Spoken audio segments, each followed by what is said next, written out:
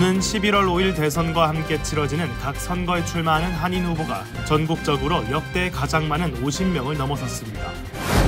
조기 투표가 시작되며 뉴욕주 정부가 선거 관련 허위 정보에 주의할 것을 당부했습니다. 트럼프 전 대통령의 선거 유세장에서 지원 연설에 나선 한 코미디언이 푸에르토리코를 쓰레기 섬이라고 비하하는 발언을 하면서 논란이 거세게 일고 있습니다. 연방정부가 미국 입국 비자 발급을 대폭 확대하고 절차를 간소화하겠다는 방침을 밝혔습니다. 연방 마샬이 애리조나주에서 60대 여성을 잘못 오인해 총구를 들이대며 체포하는 사건이 벌어졌습니다. 내일 할로윈 날씨는 80도까지 오르면서 기록적인 고온 현상이 예상됩니다. 뉴욕주 검찰은 할로윈을 앞두고 실제와 유사한 형태의 장난감 총기 판매를 금지한다고 밝혔습니다. 브루클린 공립학교 교실에서 15세 학생에게 헤드락을 건 혐의로 수학교사 1명이 체포됐습니다. 올해 뉴욕시에서 트란데 아라과 갱단이 517회 체포되었고 295건의 관련 사건이 보고됐습니다. 조폐국의 각인이 낙오된 불량 10센트 동전이 경매에서 $50만 넘는 가격에 팔렸습니다.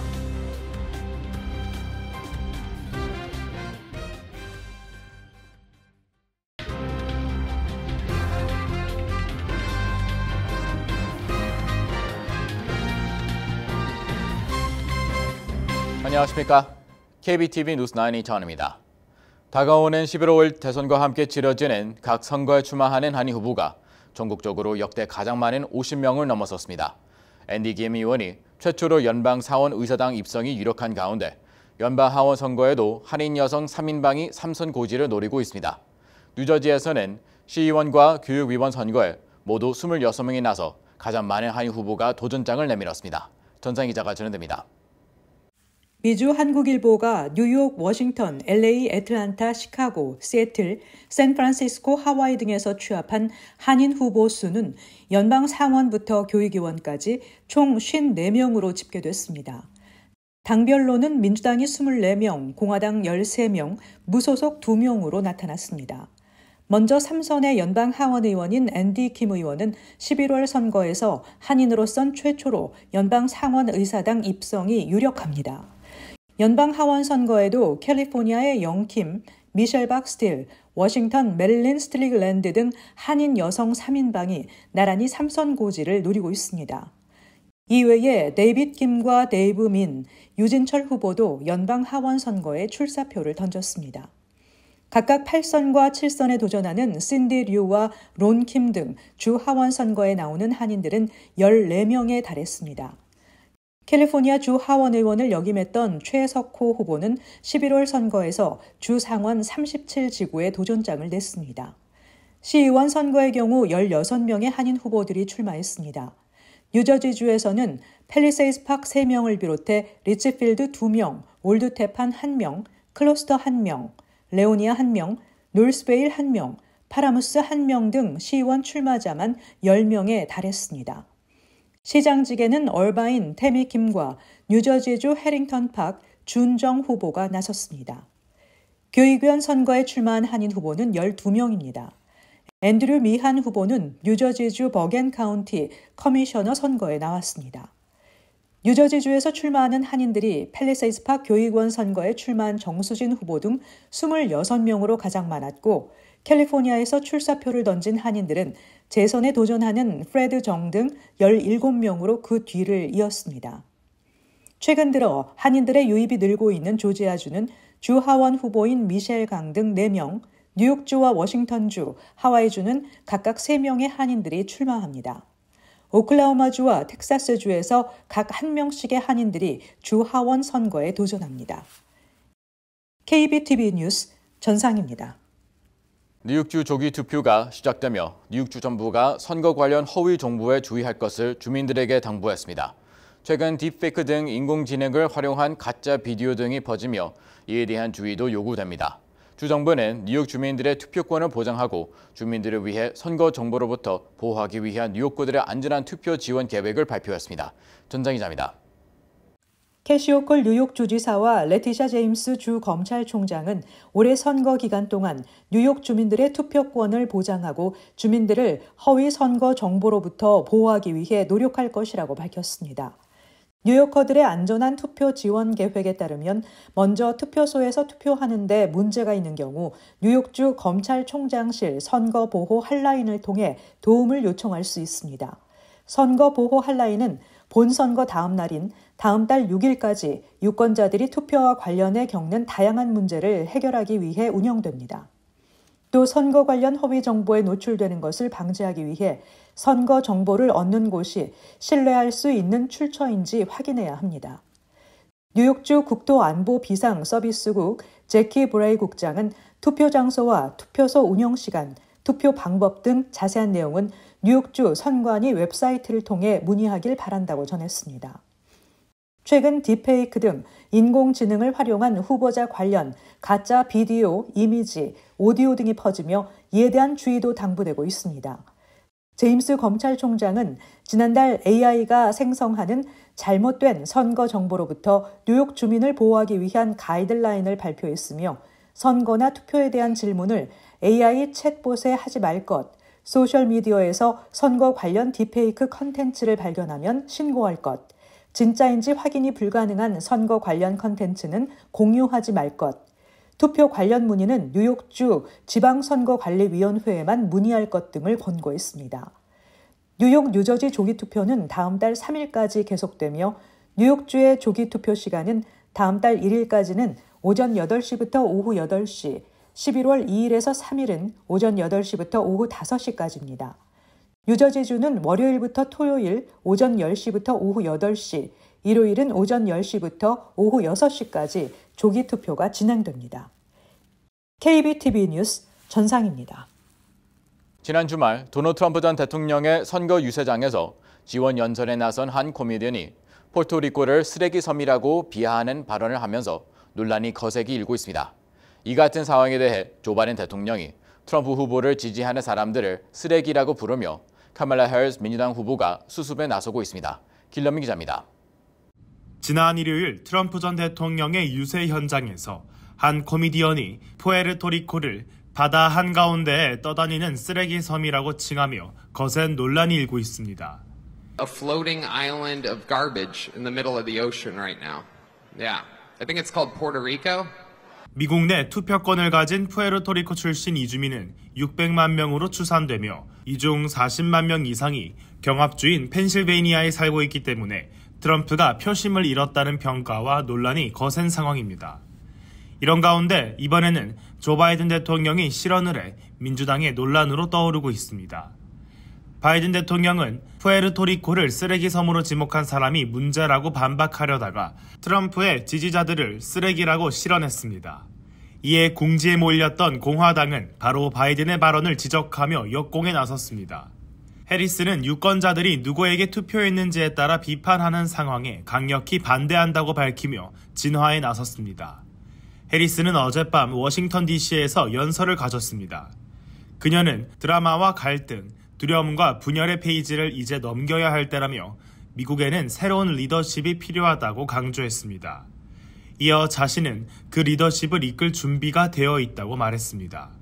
트럼프 전 대통령은 유권자들을 쓰레기라고 부르는 게 더 끔찍하지 않냐며 하지만 그를 용서해달라며 그는 자신이 무슨 말을 했는지조차 알지 못하고 있다고 말했습니다. 트럼프와 해리스와 트럼프 두 후보자 간의 박빙의 승부가 예상되는 만큼 선거 레이스는 막판으로 갈수록 실언 한마디에도 격하게 반응하며 경합주 표심 잡기와 상대 후보 공격의 수위가 높아지고 있습니다. KBTV 뉴스 길련민입니다. 연방정부가 미국 입국 비자 발급을 대폭 확대하고 절차를 간소화하겠다는 방침을 밝혔습니다. 정부는 새 회계 연도에 비자 인터뷰 건수를 100만 건 늘리는 것을 목표로 한다는데요. 한국인들의 미국 방문도 보다 쉬워질 것으로 보입니다. 전장 기자가 전해드립니다. 토니 블링컨 국무부 장관은 지나 러먼도 상무부 장관과 외국인의 미국 여행 관련 대언론 발표를 통해 2026 북중미 월드컵, 2028 LA 하계올림픽 및 패럴림픽 등 앞으로 미국에서 열릴 대형 스포츠 이벤트 등을 이유로 미국 방문을 원하는 사람들이 제때 비자를 받을 수 있도록 할 것이라고 전했습니다. 블링컨 국무장관은 외국인에 대한 미국 비자 발급 건수가 역대 가장 많은 1,150만 건에 달했다고 전했습니다. 이 가운데 방문 비자는 직전 회계년도 대비 10% 늘어난 850만 건이었습니다. 이와 더불어 블링컨 장관은 2024 회계년도에 전년 대비 50만 개 늘어난 2,450만 개의 여권이 발급돼 역대 최다를 기록했다고 언급했습니다. 현재 미국 비자를 받기 위해 소요되는 시간은 60일 미만으로 이는 팬데믹 시기에 비해 60% 감소한 수치입니다. 블링컨 장관은 기록적인 발급 건수에도 대기 시간이 줄고 있는 것은 지난 9월부터 시행된 온라인 여권 갱신 프로그램과 같은 시스템의 현대화 때문이라고 말했습니다. 러먼도 상무장관은 여행 관광 산업은 약 1,000만 개의 일자리를 창출하고 2조 3천 달러 규모의 경제 활동을 지원한다며 비자 발급 확대로 미국의 일자리 상황이 더욱 안정될 것이라고 말했습니다.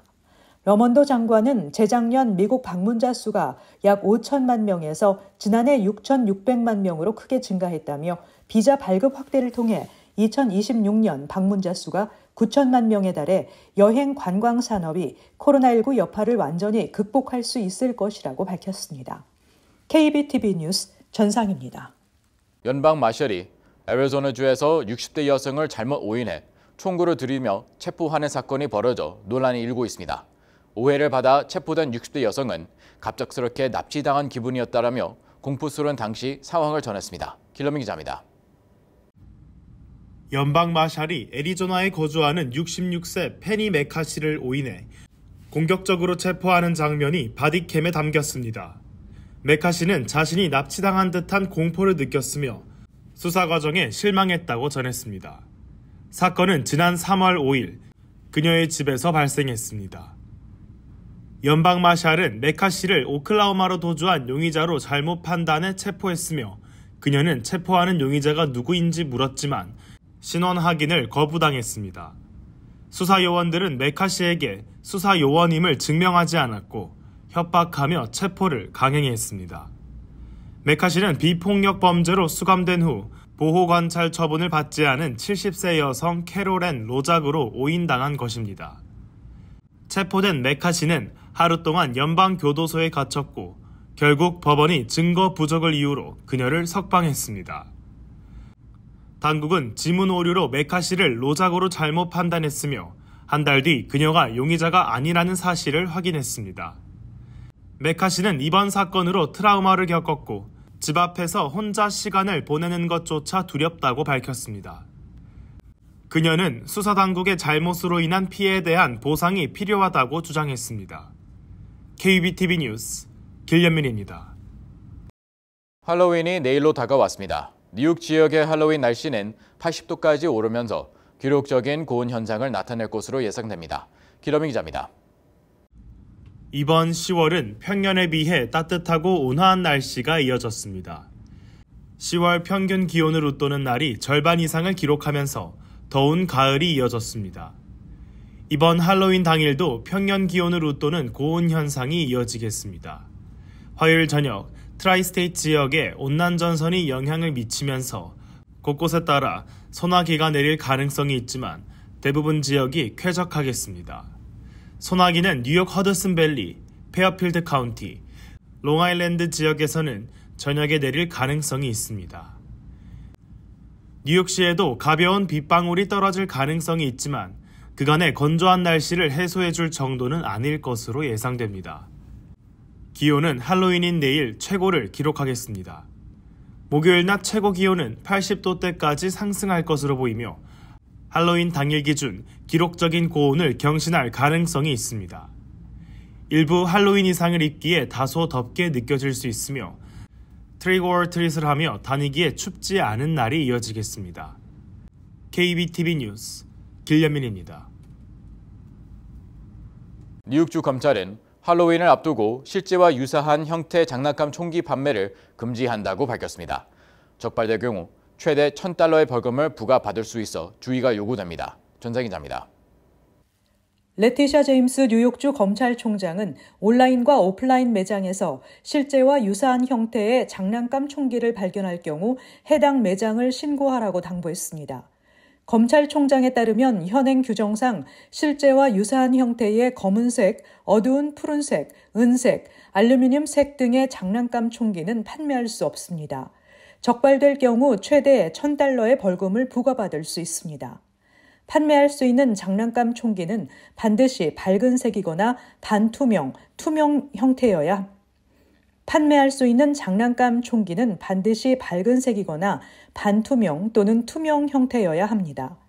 제임스 총장은 판매용 장난감 총기는 반드시 장난감처럼 보여야 하며 그렇지 않을 경우 실제 무기로 오인될 수 있다며 보호자들은 이 같은 장난감 총기에 각별히 유의하고 매장에서 발견할 경우 신고해달라고 밝혔습니다.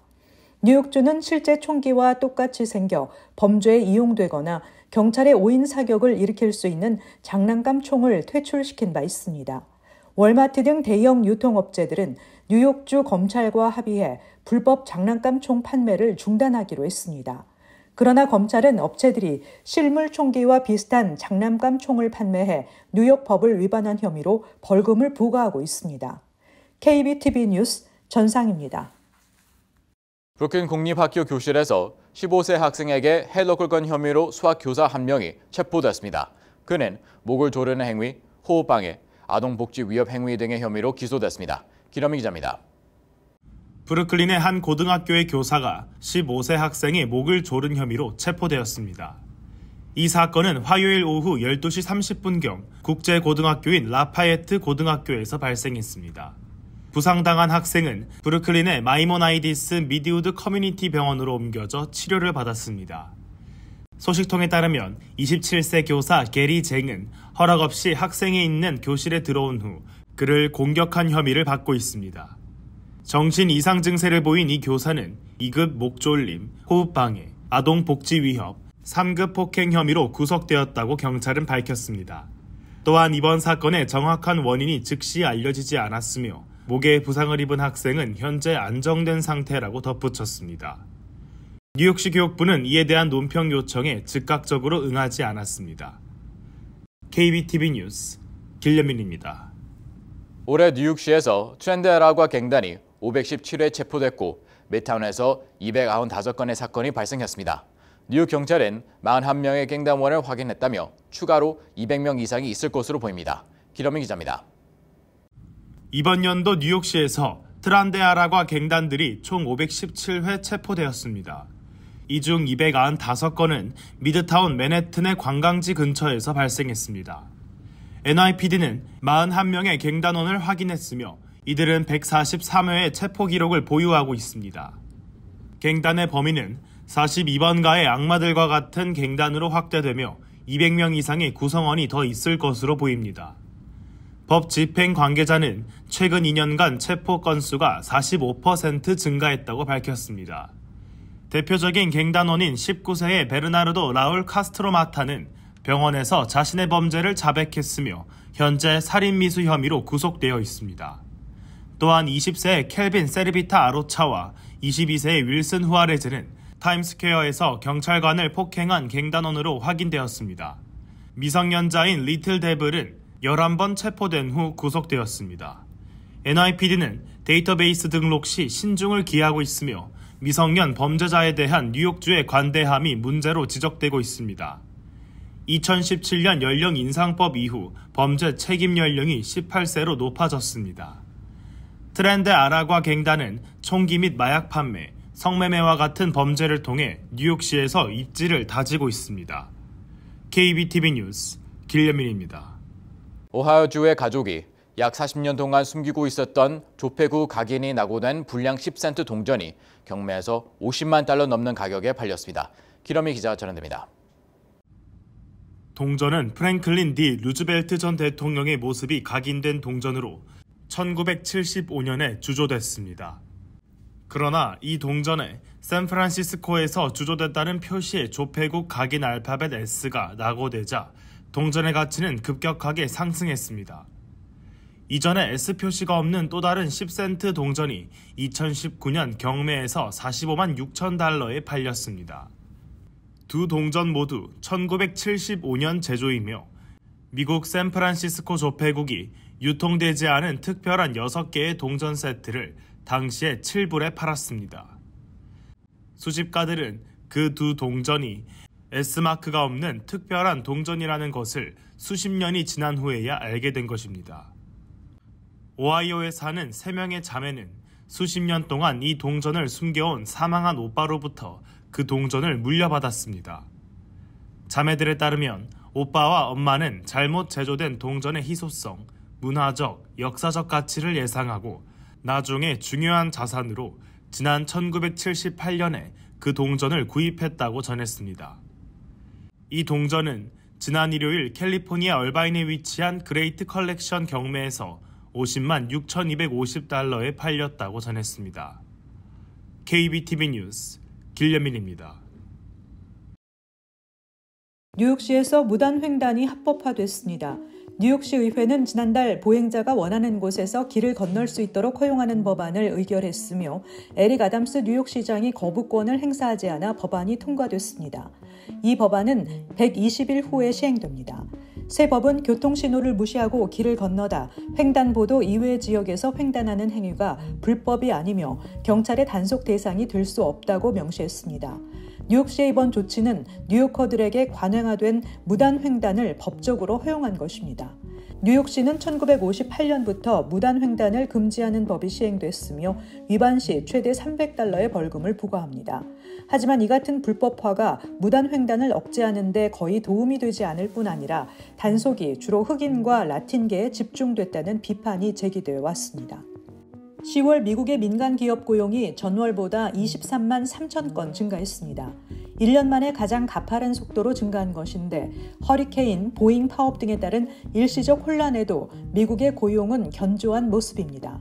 업종별로 교육, 헬스케어 서비스 붐은 5만 3천 건, 무역, 운송, 유틸리티 5만 1천 건, 건설, 여가와 접객 부문은 고용이 3만 7천 건 늘었습니다. 전문 분야, 비즈니스 서비스업 고용도 3만 1천 건이 증가했습니다. 한편 일자리가 큰 폭으로 증가했지만 임금 성장은 2021년 이후 가장 낮은 수준으로 둔화됐습니다. 지난달 재직 중인 근로자의 임금은 지난해 같은 기간보다 4.6% 올랐습니다. 뉴욕주가 AI 딥페이크를 활용한 가짜 뉴스와의 전쟁을 선포했습니다. 뉴욕주는 11월 5일 본선거까지 가짜뉴스 확산의 주범으로 지목되고 있는 인공지능 딥페이크 단속의 총력전을 펼친다는 방침으로 AI 딥페이크 및 허위 정보, 가짜뉴스 단속을 위한 주민들의 적극적인 신고를 당부했습니다. 레티샤 제임스 뉴욕주 검찰총장은 유권자를 위협 및 협박해 투표를 못하게 하거나 특정 후보에 투표하도록 강요하는 행위 등은 모두 불법이며 투표소 100피트 내에서 선거운동을 하는 것도 불법으로 적극적인 신고가 필요하다고 강조했습니다. 어젯밤 54세 남성이 브루클린 코니아일랜드 지하철 승강장에서 칼에 찔려 사망했습니다. 피해자는 오후 11시 20분쯤 코니아일랜드 스틸웰 애비뉴 지하철역 남쪽 승강장에서 한 남자와 말다툼을 했고 용의자는 칼을 꺼내 피해자의 등과 허벅지를 찔렀습니다. 피해자는 브루클린 뉴욕 랭건 병원으로 급히 이송됐지만 자정 직후 사망했습니다. 용의자는 사건 직후 지하철로 도주했는데 30대의 대머리 남성으로 녹색 셔츠와 아쿠아 반바지를 입고 있었습니다. 이는 올 들어 지금까지 대중교통 시스템에서 발생한 9번째 사망 사건입니다.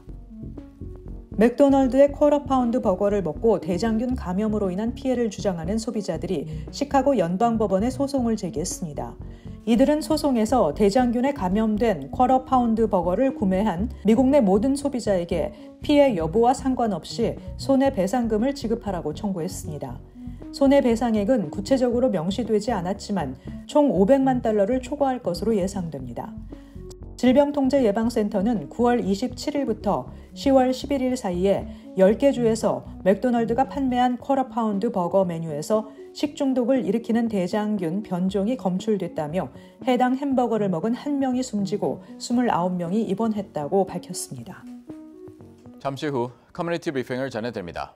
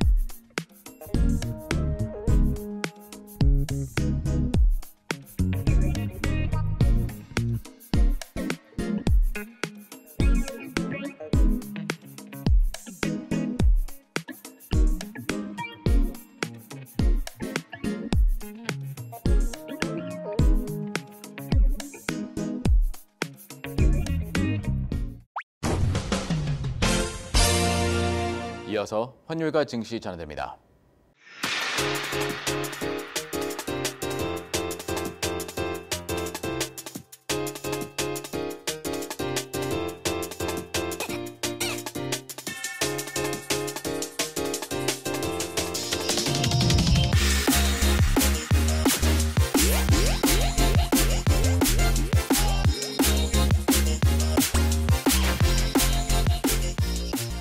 잠시 후 뉴욕과 뉴저지 날씨 전해드립니다.